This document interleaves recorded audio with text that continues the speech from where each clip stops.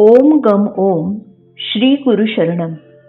यतिचक्रवर्ती श्रीमद परमहंस परिव्राजकाचार्य श्री वासुदेवानंद सरस्वती स्वामी महाराजांच्या प्रेरक आठवणी.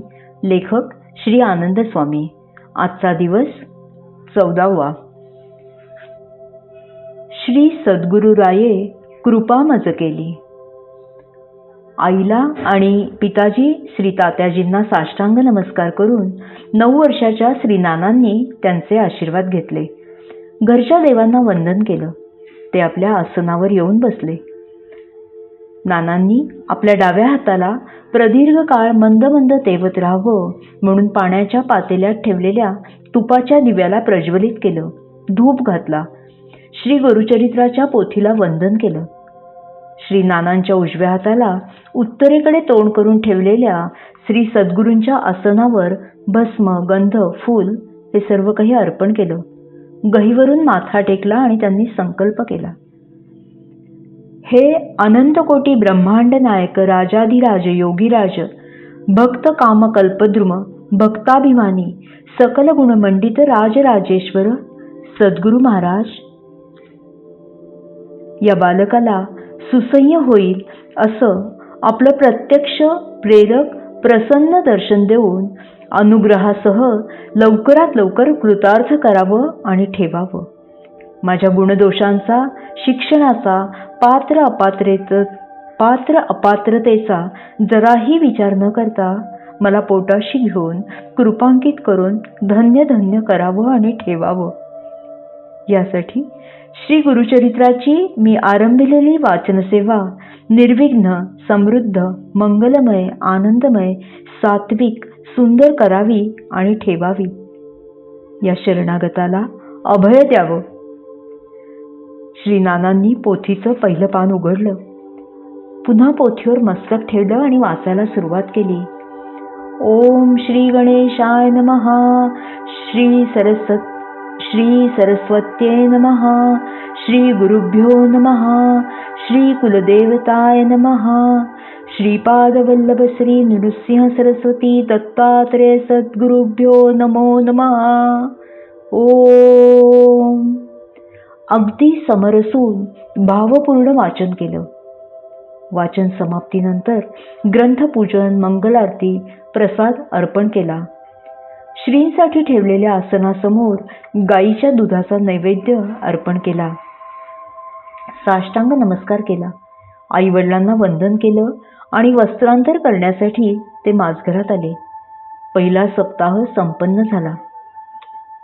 वातावरणात प्रसन्नता आली. दुसरा, तिसरा, चौथा सप्ताह संपताना सुखद वायुलहरी जाणवल्या. नंतर पुढे सुगंध रूपाचं दर्शन झालं. त्या सुगंधाने देवघराचं सारं वातावरण पूर्णपणे भारून गेलं.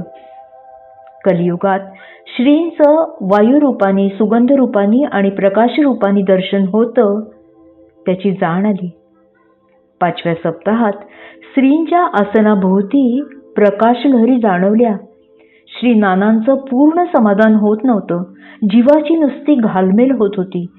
कमी कमी करत आणलेला आहार पूर्ण बंद करून केवळ तुलसी दलांवर 6वा आणि 7वा सप्ताह पूर्ण होत आला. पुत्रपौत्री जासी चाड त्यासी कथा असे गोड लक्ष्मी राहे अखंड श्रवण करी त्या प्रणिया घरी चतुर्विध पुरुषार्थ लाधती श्रवणे परमार्थ नृसिंह सरस्वती गुरुनाथ रक्षित्यांचे वंशोवंशी. कसा बसा श्री नानांनी सप्ताह पुरा केला. त्यांच्या भावनांचा बाण फुटला आणि ते ओक्साबोक्षी रडू लागले. ते सारं भान विसरले. इतक्यात एका प्रकाश झोतात ब्रह्मावर्ताहून वायुवेगाने आलेल्या परमहंस परिव्राजकाचार्य श्री वासुदेवानंद सरस्वती स्वामी महाराजांचं आगमन झालं. श्री नानांच्या डोक्यावरून वात्सल्याने हात फिरवीत श्री स्वामी महाराज म्हणाले, बाळ, कशाला एवढे देहकष्ट? तो चैतन्य स्पर्श श्री नानांना जाणवला. त्यांनी उठून श्री चरणांना मिठी मारली आणि अश्रूंनी श्रींचे पाय भिजवून टाकले. श्रींनी नानांना पोटाशी धरलं. पहिला आवेग ओसरल्यावर श्री नाना भानावर आले.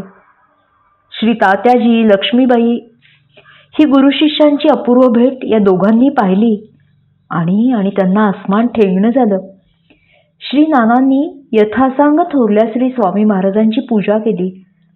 आपली छाटी श्री नानांच्या अंगावर पांघरून श्रींनी त्यांना मंत्रोपदेश दिला.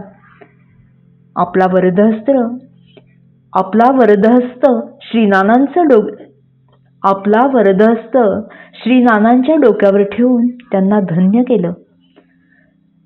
चैतन्यानंद सरस्वती म्हणून त्यांचं नामकरण केलं. श्री नानांची समाधी लागली. त्यांना जागृत करीत श्री म्हणाले,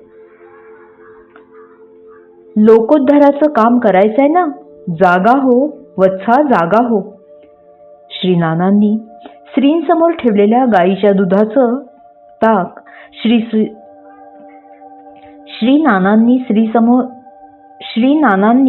श्रींसमोर ठेवलेल्या गाईच्या दुधाचं ताक श्री स्वामी महाराजांनी मोठ्या कौतुकाने घेतलं.